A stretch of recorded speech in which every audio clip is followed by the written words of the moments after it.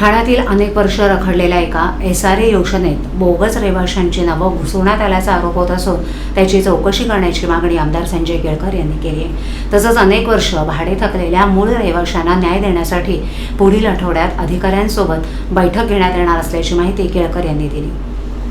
भाजपच्या खोपट येथील कार्यालयात आयोजित 113व्या जनसेवकाचा जनसंवाद या कार्यक्रमात संबंधित रहिवाशांनी आमदार संजय केळकर यांची भेट घेऊन निवेदन दिलं।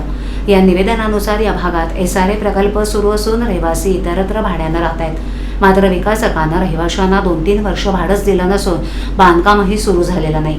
विशेष म्हणजे या योजनेत सुमारे 400 ते 500 रहिवाशी बोगस नावे घुसवण्यात आल्याचा आरोप मूळ रहिवाशांनी केलाय। याबाबत बोलताना केळकर यांनी सांगितलं की फसवणूक होत असलेल्या रहिवाशांना दिलासा देण्यासाठी पुढील आठवड्यात SRA अधिकाऱ्यांसोबत बैठक घेणार असून बोगस रहिवाशांप्रकरणी देखील चौकशी करण्याची मागणी करणार असल्याचं त्यांनी सांगितलं। एका विकासकाच्या विरोधात 4 तक्रारी प्राप्त झाल्या असून त्यानं वेळीच योग्य पावलं उचलली नाहीत तर रहिवाशांना सोबत घेऊन आर्थिक गुन्हे शाखेत गुन्हे दाखल करू असा इशारा केळकर यांनी दिला।